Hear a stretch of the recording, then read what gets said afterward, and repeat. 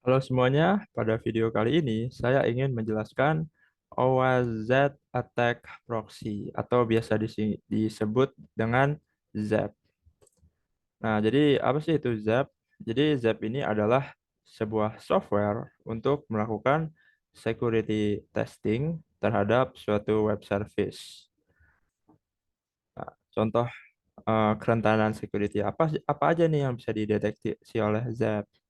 Contohnya itu adalah cross-site request forgery, dan lalu bisa juga SQL injection. Tapi tentunya nggak cuma dua ini ya, bisa lebih banyak daripada dua ini. Nah, lalu Zap ini mempunyai tiga fitur utama. Yang pertama itu adalah automatic scanning, yang kedua manual exploration, dan yang ketiga CI/CD integration. Nah, gimana sih cara kerja automatic scanning? Cara kerjanya itu sebenarnya sederhana sih. Jadi nanti ada sebuah tombol di aplikasi Zap, dan kemudian jika diklik tombol tersebut, maka automatic scanning ini bakal berjalan. Nah, jadi di sini itu Zap-nya bakal nge-scan web service-nya. Dan setelah di-scan, maka Zap ini bakal ngeluarin sebuah report yang mana dikasih tahu nih kita eh, kerentanan apa aja yang dimiliki oleh web service kita. Seperti apakah web service kita rentan dengan CSRF, atau apakah rentan dengan SQL injection dan lain sebagainya. Nah, lalu ini saya ada demonstrasi video dari automatic scanning. Jadi di sini itu saya memiliki sebuah web service, yang mana web service ini saya buat dari web framework Python yang namanya Flask. Nah, teman-teman di sini nggak perlu tahu gimana cara kerja web service ini, tapi yang perlu kita tahu adalah web service ini bakalan di-scan oleh Zap. Nah, jadi kita tahu URL-nya itu apa, dan lalu kita masukin deh ke Zap. Di sini saya masukin URL tersebut, terus saya klik attack. Nah, setelah saya klik attack, maka sebentar. Nah, maka nanti bakal keluar nih eh, vulnerabilities apa yang mungkin muncul di web service kita. Di sini ada 5 yang dideteksi, dan yang saya pengen highlight itu yang pertama ini, absence of anti CSRF token. Nah, di sini dikasih tahu kalau ada 4 masalah ini. Nah, di sini itu sebentar. Nah, di sini tuh ada 4 nih di sini nih. Di sini saya asumsikan bahwa teman-teman sudah mengerti apa itu CSRF. Nah, di sini pokoknya masalahnya adalah di form input web service yang saya kasih tahu tadi, itu formnya tidak ada CSRF token. Nah, makanya di sini dideteksi sebagai vulnerabilities. Nah, akhirnya solusinya adalah saya bakalan jadi sebentar, wait, mohon maaf. Jadi bentar. Nah, jadi uh, oh ya, sebentar. Nah, jadi di sini itu uh, yang codingan yang saya komen ini itu sebenarnya adalah sebuah uh, codingan, sebuah HTML uh, input gitu dari web service, yang mana bakalan ngasih CSRF token ke form ini. Nah, di sini saya komen supaya dideteksi oleh Zap terkait vulnerabilities-nya. Nah, ketika saya uncomment, berarti nanti ekspektasinya adalah eh, error CSRF-nya berkurang. Nah, perlu diperhatikan di sini ada CSRF lagi di sini, masalah CSRF. Tapi sengaja saya nggak buka komennya. Alasannya adalah nanti kita lihat nih bahwa CSRF-nya berkurang, error deteksinya yang tadinya dari 4 menjadi 2. Nah, jadi kita eh, lakukan scanning lagi. Ya, jadi dilakukan scanning lagi di sini. Nah, terus setelah selesai di scan, maka kita lihat yang tadinya dari 4 menjadi 2. Seperti itu cara kerja dari automatic scanning. Pokoknya itu simple aja sih untuk cara kerjanya. Jadi pertama-tama kita lakukan automatic scanning, terus kemudian kita lihat dari reportnya seperti apa. Setelah kita tahu problem-problem yang mungkin muncul, maka kita selesaikan problem tersebut. Seperti contohnya CSRF, masalah CSRF yang tadi saya kasih tahu. Nah, setelah itu kita lakukan lagi automatic scanning untuk melihat apakah masalahnya sudah hilang atau enggak. Kira-kira seperti itulah untuk cara penggunaan CSRF. Nah, kemudian fitur berikutnya adalah CI/CD integration. Nah, kalau di sini saya asumsikan lagi bahwa teman-teman sudah tahu ya gimana cara kerja CI/CD. Pokoknya itu ketika kita nge-push suatu commit ke repository online seperti GitLab atau GitHub, maka commit yang kita push tadi akan nge-trigger, bakalan nge-trigger Zap. Dan akibat dari trigger tersebut, Zap akan melakukan automatic scanning terhadap terhadap web service yang dijadikan target. Nah, sebentar. Nah, ini saya ada demonstrasi videonya lagi. Jadi, eh, pertama-tama saya kasih tahu dulu website yang akan saya jadikan target. Jadi, di sini ada sebuah eh, Docker container yang namanya Hello World REST JSON. Nah, dari kontainer tersebut eh, saya deploy di Google Cloud Platform dan ini merupakan URL-nya dan jika kita akses maka dia akan memberikan output sebuah eh, data JSON dan outputnya itu adalah sebuah key yang mana key-nya itu adalah message dan sebuah value yang mana isinya itu adalah hello world. Nah, jadi website tersebut bakalan dijadikan target dari eh, automatic scanning dari GitLab CI/CD. Oh ya, benar yang saya gunakan untuk demonstrasi ini adalah GitLab CI/CD. Jadi untuk CI/CD ini saya asumsikan teman-teman mengerti, terutama di bagian atasnya. Tapi sebenarnya untuk CI/CD ini sangat sederhana aja. Jadi ada dua komponen penting. Yang pertama itu adalah script yang dari sini sampai sini, dan yang terakhir adalah artifact yang mana ada di sini.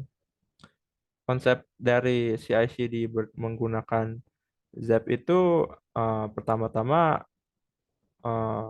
kita buat dulu sebuah directory di dalam Docker containernya.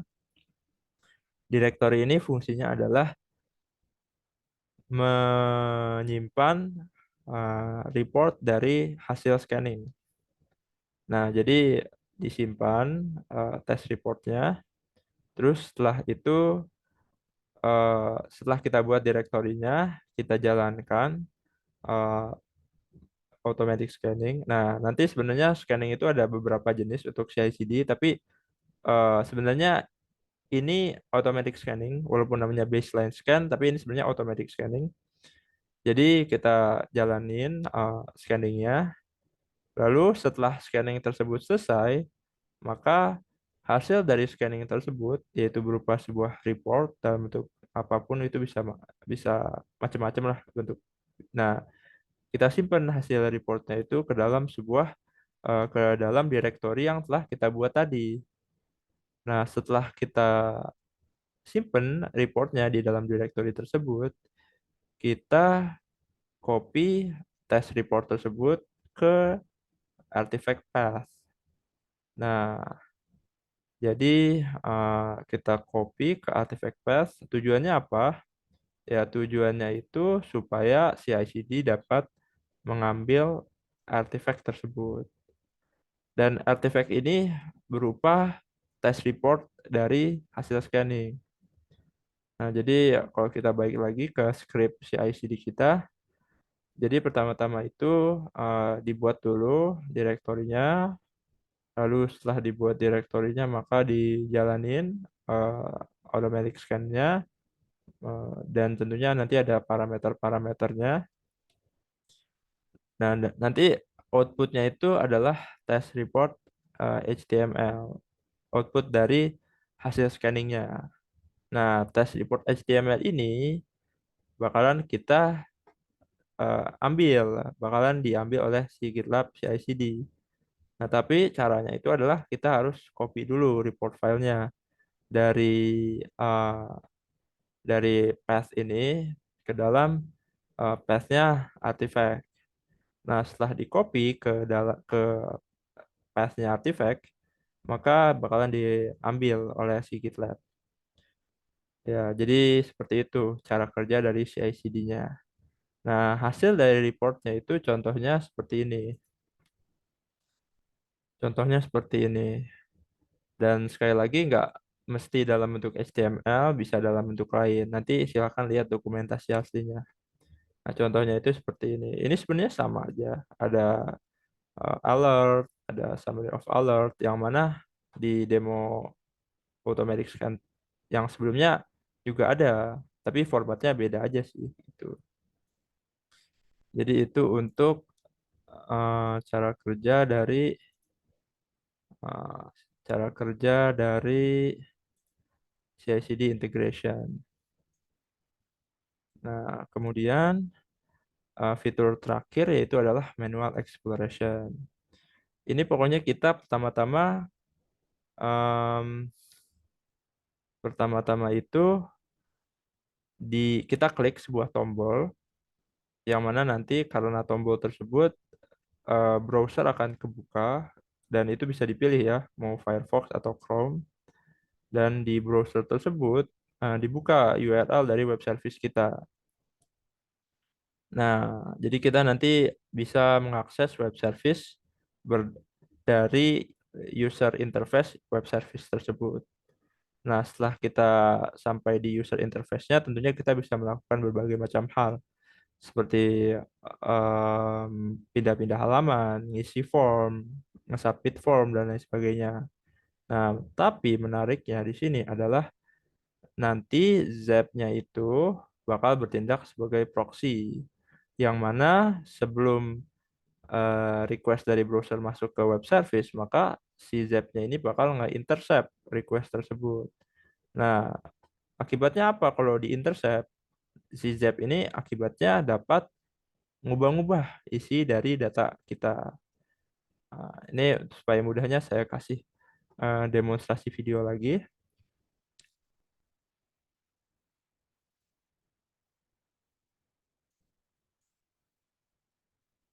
Nah, oke, mati. Nah, jadi, oh, di sini nggak kelihatan ya, nggak jelas ya. Ya, pokoknya itu, sebentar ini nggak bisa apa ya, quality-nya. Nah, pokoknya pertama-tama ini ada sebuah, aduh ini baik lagi deh. Ini ada sebuah login form di sini. Ini ada email di sini. Ini kalau nggak kebaca ini email sebenarnya. Lalu ini form password. Nah, terus kemudian diisi. Nah, setelah diisi maka sebentar ini. ah, Ya, setelah diisi maka eh, bisa dibaca nih isi dari request yang kita mau kirim ke web service. Nah, ini tapi kita kita skip dulu karena bukan request ini yang pengen kita miliki, pengen kita otak-atik. Nah, terus request berikutnya bisa kita dapetin yaitu ya request ini yang mana kita ngirim sebuah data user. Nah, yang ini nih sebenarnya nih request yang ingin kita miliki, yang ingin kita otak-atik. Nah, di sini itu sebenarnya ketika kita ngisi form input sebelumnya, kita ngisi email, isinya FHG FH ini, dan passwordnya YF UYF ini. Nah, kemudian tunggu dulu. Heeh. Pokoknya nanti itu passwordnya ini bisa diotak-atik nih di sini nih. Nah, ini passwordnya diganti ini oleh si Zap.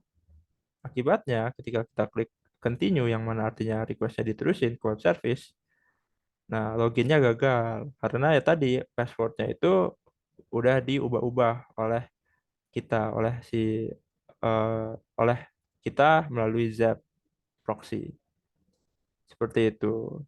Untuk pokoknya itu untuk manual exploration itu yang saya pahami itu pertama-tama kita melakukan automatic scanning. Setelah kita melakukan automatic scanning, maka kita kan bisa tahu nih masalah-masalah yang dimiliki oleh web service kita apa aja, security vulnerabilities-nya apa aja. Nah, setelah kita tahu, ya udah, karena lama melakukan automatic scanning bisa sampai berjam-jam gitu ya, tergantung scale aplikasinya. Nah, supaya nggak lama, ya udah kita lakukan manual exploration supaya kita bisa fokus ke masalah yang pengen kita selesaikan. Jadi supaya cepat selesai untuk debug masalah tersebut, nggak usah refresh uh, automatic scanningnya lagi karena hal tersebut lama. Oke, oke.